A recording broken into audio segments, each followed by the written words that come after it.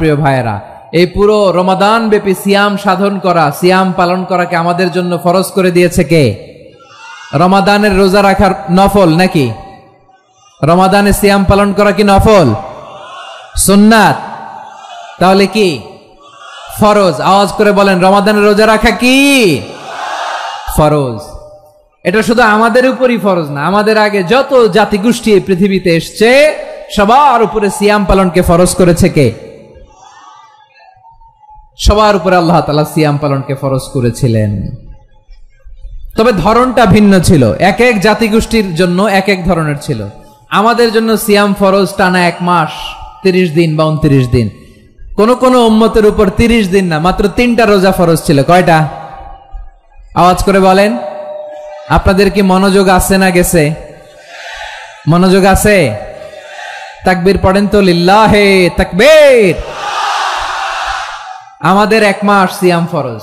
পূর্ববর্তী অনেক উম্মতের উপর 1 মাস ছিল না, 3টা ফরজ ছিল। কয়টা? প্রতি মাসের 13, 14, 15 ফরজ ছিল তাদের জন্য। কারো জন্য শুধু একটা, আশুরার রোজা। কোন কোন উম্মতের জন্য 10টা।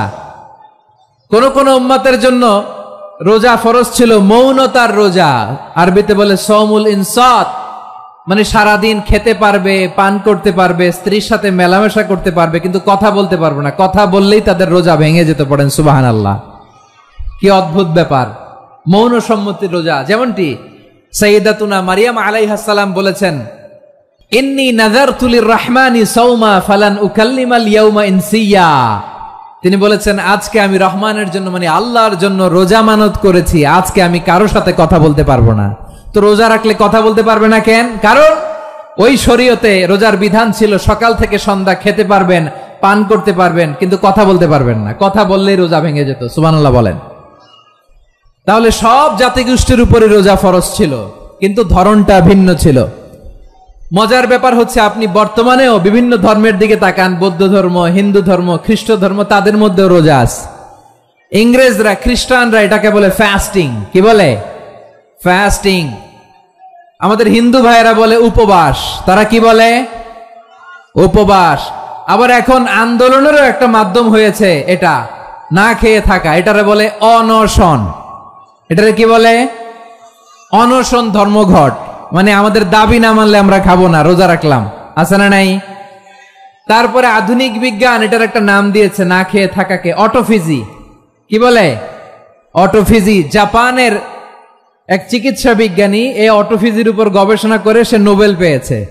সুবহানাল্লাহ পড়বেন না? এজন্য আল্লাহ তাআলা আমাদের জন্য গোটা রমাদানে এই সিয়ামকে ফরজ করে দিয়েছেন। আওয়াজ করে বলেন আল্লাহু আকবার।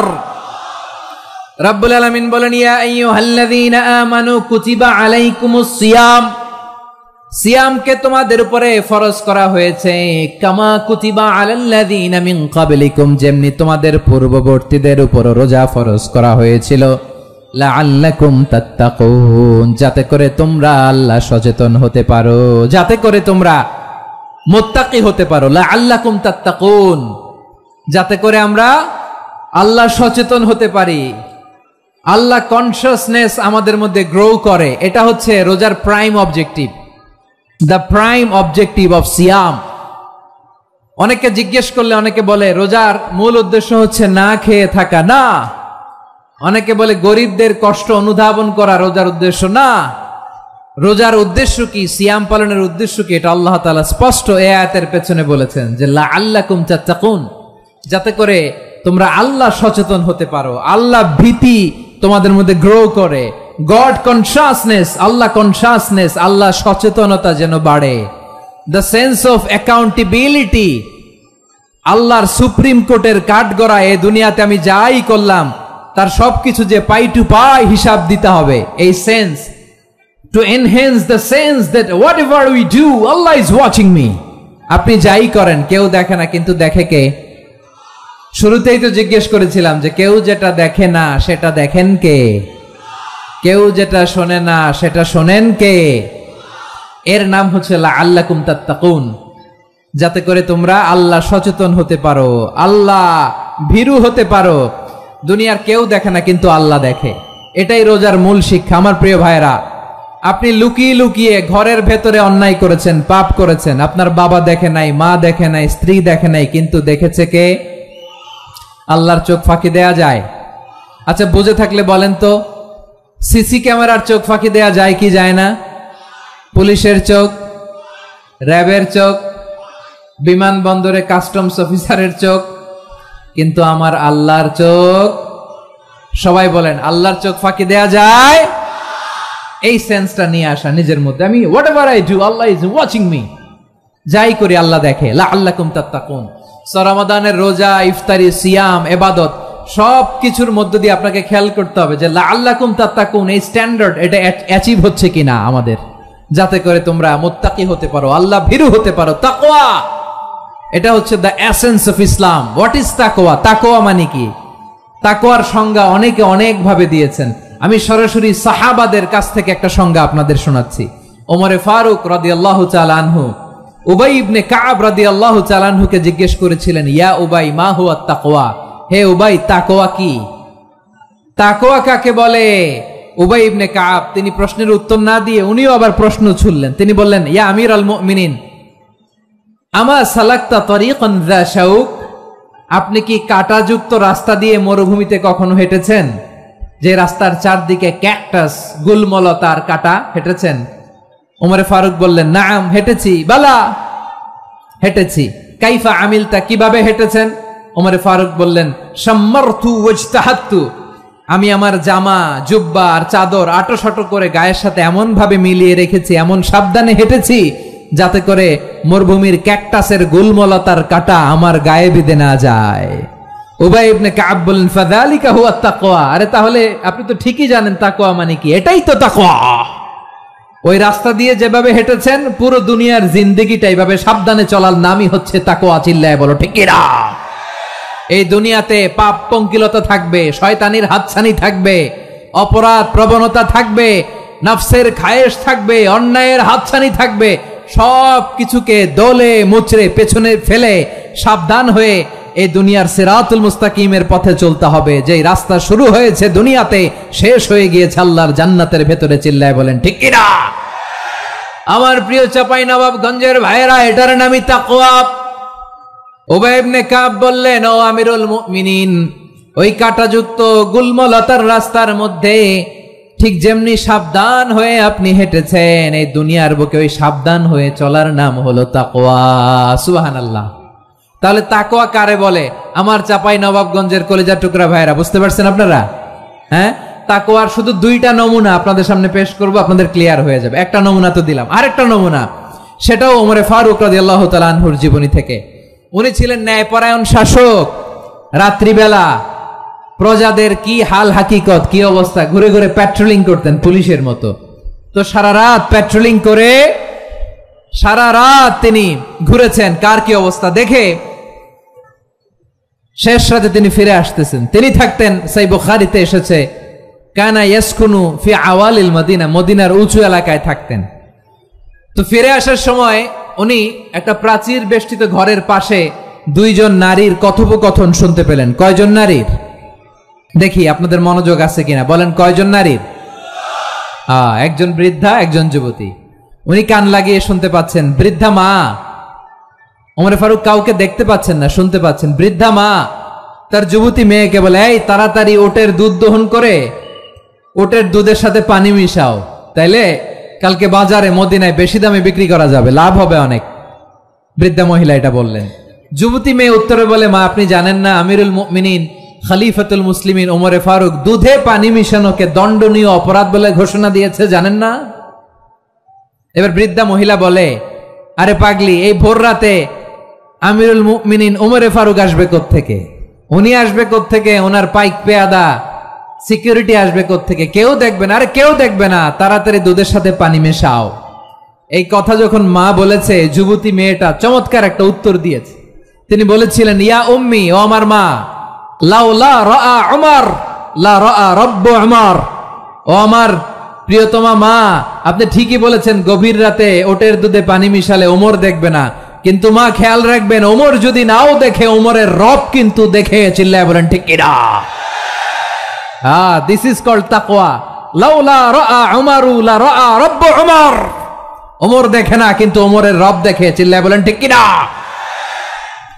এজন্য রব্বুল আলামিন বলেন লা তুদরিকুহুল আবসার ওয়া হুয়া ইউদরিকুল আবসার ওয়া হুয়াল লাতীফুল খাবীর। তিনি এমন সত্তা, দুনিয়ার কোন চোখ তাকে দেখে না, কিন্তু দুনিয়ার সবগুলো চোখকে, সব মানুষের অ্যাক্টিভিটিসকে আরশের উপর থেকে সব কিছু মুহূর্তে মুহূর্তে দেখতে পান কে? তাহলে তাকওয়া কারে বলে বুঝতে পারছেন? হ্যাঁ, দুনিয়াতে সাবধানে চলার নাম তাকওয়া। কেউ দেখে না, কিন্তু আল্লাহ দেখে। এই সেন্স, এই জবাবদিহিতার ভয়, দ্য সেন্স অফ অ্যাকাউন্টেবিলিটি, এই সেন্স নিজের মধ্যে গ্রো করার নাম হচ্ছে তাকওয়া। আর এই সিয়াম পালন করার প্রাইম অবজেক্টিভ অফ সিয়াম হচ্ছে লাআল্লাকুম তাত্তাকুন। আওয়াজ করে বলেন লাআল্লাকুম তাত্তাকুন। আমার প্রিয় ভাইরা, এই আসন্ন রমাদান এটা এমন এক বরকতের মাস, যে মাসে আমরা নিজেদের নাফসের উপর নিয়ন্ত্রণ প্রতিষ্ঠা করি। সারা বছর নাফস আমাদেরকে নিয়ন্ত্রণ করে, আর রমাদানে আমরা নাফসকে নিয়ন্ত্রণ করি। কথা বুঝতেছেন? সারা বছর নাফস আমাদেরকে নিয়ন্ত্রণ করে। এই যে এখন আমার খেতে মনে চাইলে যে খেজুর রাখ, আমি খেজুর খেতে পারবো। নাটস আছে, বাদাম খাইতে পারি। খাইতে মন চাইলে পানি, আমার রুহুটা চায়, আমার নাফসটা খেতে চায়, আমি খেতে পারি, পান করতে পারি। বিবাহিতরা দিনের বেলায় স্ত্রীর সাথে মেলামেশা করতে চাইলে করতে পারে, কিন্তু রমাদানে দিনের বেলা খেতে মনে চায়, কিন্তু আমরা খাই। আমার প্রবৃত্তি খেতে চায়, কিন্তু প্রবৃত্তির কথা আমরা শুনি, কথা কয় না। রমজানে খেতে মন চাইলে আমরা খাই। তৃষ্ণায় গলা ফেটে যায়, গলার ছাতি ফেটে যায়, কিন্তু এক ঢোক পানি কি আমরা গিলি? বিবাহিতরা দিনের বেলা স্ত্রীর সাথে কি মেলামেশায় যায়? না। তার মানে সারা বছর নফস আমাদেরকে নিয়ন্ত্রণ করে, আর রমাদানে এই নফসের উপর আমরা নিয়ন্ত্রণ প্রতিষ্ঠা করি। নফসের লাগাম আমরা রমাদানে টেনে ধরে। চিল্লায় বলেন ঠিক কিনা? এজন্য আমার প্রিয় ভাইয়েরা, নফসের উপরে নিয়ন্ত্রণ নিতে চাইলে রমাদানের রোজার কোনো বিকল্প নাই। এটা এমন মাস, যে মাসের ফজিলতেরও কোনো শেষ নাই। এই মাসকে বলা হয় দ্য মান্থ অফ হোপ। এটা আশা জাগানিয়া মাস। রমজানের কথা শুনলে আশা জাগে না হৃদয়ে? হ্যাঁ, ইদা জাআ রমাদান ফুতিহাত আবওয়াবুস সামা ওয়া গুল্লিকাত আবওয়াবু জাহান্নাম ওয়া সুফিদাতিশ শায়াতিন। রমাদান আসলে আকাশের দরজাগুলো খুলে দেয়া হয়, মানে জান্নাতের। জাহান্নামের দরজাগুলোকে লক করে দেয়া হয়, শয়তানকে চেইন আপ করা হয়। ইবাদত করলে শুধু করতেই মনে চায়। চিল্লায় বলেন না সুবহানাল্লাহ। রমজানে ইবাদতে যেই মজা পাওয়া যায়, সারা বছর অন্য কোনো মাসে এই মজা আপনি পান? আমার চাঁপাইনবাবগঞ্জের ভাইরা আওয়াজ করে বলেন না, রমজানে ইবাদতে যেই মজা অন্য মাসে এটা পান? কারণ রমজানে ইবাদত করলে সওয়াবও বেশি, ইবাদতের একটা পরিবেশ থাকে, ঠিক কিনা বলেন? অন্য মাসে ইবাদত করলে এর সওয়াব পাওয়া যায় গাণিতিক হারে, রমজানে ইবাদত করলে সওয়াব বাড়তে থাকে জ্যামিতিক হারে। সুবহানাল্লাহ কইবেন না? অন্য মাসে সওয়াব বাড়ে গাণিতিক হারে, রমাদানে ইবাদত করলে সওয়াব বাড়ে। কিভাবে জ্যামিতিক হারে বাড়ে দেখেন। রমাদানে একটা নফল করলে ফরজের সমান সওয়াব, একটা ফরজ করলে 70 থেকে 700 গুণ সওয়াব। রমজানে উমরা করলে হজের সমান সওয়াব। সুবহানাল্লাহ নাই? দ্য মান্থ অফ হোপ, আশা জাগানিয়া মাস। এই মাস আমাদেরকে হোপফুল করে, আশাবাদী করে। রমাদান যেমনি দ্য মান্থ অফ হোপ, আশা জাগানিয়া মাস, এট দ্য সেম টাইম এই রমাদান হচ্ছে মান্থ অফ ওয়ার্নিং, একটা ওয়ার্নিং এর মাস। নবী যেমনি আশা জাগাইছে, আবার ওয়ার্নিং দিয়েও গেছে, খবরদার। ওয়ার্নিংটা কেমন? আল্লাহর হাবিব সাল্লাল্লাহু আলাইহি ওয়াসাল্লাম মসজিদে নববীর ভেতরে, হঠাৎ তিনি মসজিদে নববীর মিম্বারে পা রেখে বললেন আমিন। দ্বিতীয় ধাপে পা রেখে বললেন আমিন, তৃতীয় ধাপে পা রেখে বললেন আমিন। সাহাবারা অবাক হয়ে বললেন ইয়া রাসূলুল্লাহ, ইয়া হাবিবাল্লাহ, 3 বার শুধু আমিন আমিন পড়লেন, কেন পড়লেন আমরা কিছু জানি না, আমাদেরকে জানিয়ে দেন কেন আপনি 3 বার আমিন বললেন। রাহমাতাল লিল আলামিন আল্লাহর হাবিব বললেন, ও আমার প্রাণের সাহাবীরা, আমি যখন মসজিদে নববীর মিম্বারের প্রথম ধাপে পা রেখেছি, সাইয়েদনা জিবরিল এসে আমাকে বলেছে, ও নবী, আপনার নাম শুনে যে ব্যক্তি আপনার উপর দুরূদ পড়ে না তার ধ্বংস। আপনি বলেন আমি বলেছি আমিন। দ্বিতীয় ধাপে পা রাখার পর সাইয়েদনা জিবরিল বললেন, ইয়া রাসূলুল্লাহ, মাতা পিতাকে বার্ধক্য অবস্থায় পেয়ে তাদের সেবা করে, তাদের সাথে সদাচরণ করে যে সন্তান জান্নাত কামাতে পারলো না, তার জন্য ধ্বংস। আপনি বলেন আমিন। আমি বলেছি আমিন। আবার মিম্বারের তৃতীয় ধাপে ঠিক যখনই আমি পা রাখলাম, সাইয়েদনা জিব্রাইল বললেন, নবী, রমজান মাস পাওয়ার পরে এই মাসে ইবাদত করে যে ব্যক্তি নিজের গুনাহ মাফ করাতে পারলো না, তার জন্য ধ্বংস। আপনি আওয়াজ করে পড়েন আমিন। কত বড় ধমক, কত বড় ওয়ার্নিং দেখছেন। যে রমাদান পেয়েছে কিন্তু রমাদানের ইবাদত করার মধ্য দিয়ে সে নিজেকে জাহান্নাম থেকে মুক্ত বানাতে পারলো না, তার উপর আল্লাহ লানত, তার জন্য ধ্বংস। সাইয়েদনা জিব্রাইল বলেছেন আমিন, স্বয়ং বিশ্বনবীও বলেছেন আমিন। আওয়াজ করে পড়েন নাউযুবিল্লাহ। তাহলে রমজান আসবে আর আমরা নিজেদেরকে জাহান্নামীদের লিস্ট থেকে নাম কাটিয়ে জান্নাতীদের লিস্টে উঠাতে পারবো না। এর চেয়ে বড় হতভাগা কি আর কেউ থাকতে পারে? আওয়াজ করে বলেন। তাহলে রমাদানের এই রহমত, বরকত, মাগফিরাত, ফজিলত আমাদের কামাই করার দরকার আছে না নাই? আর মাত্র কয়দিন, এগুলো নিয়ে আমাদের কোনো আগ্রহ নাই। তোমাকেই খুঁজছে বাংলাদেশ, ক্লোজ আপ ওয়ান, আর মাত্র 7 দিন বাকি। টেলিভিশনে বিজ্ঞাপন আছে না নাই? রেফেল ড্র হবে লটারির, আর মাত্র 5 দিন, আছে না নাই? কিন্তু এমন এক বরকতময় মাস আসতেছে, আমাদের কোনো সেন্সই নাই, আমাদের মধ্যে কোনো অনুভূতি কাজ করে না। হায় রে দুর্ভাগা মুসলমান। আমার প্রিয় ভাইরা, আপনি পৃথিবীতে যত ইবাদত করেন সব ইবাদতের সওয়াব নির্ধারিত। এটা পাবেন বা ওইটা পাবেন, এই সওয়াব জান্নাতে, এই বাড়ি ওই বাড়ি। শুধু সিয়ামের সওয়াবটা অনির্ধারিত।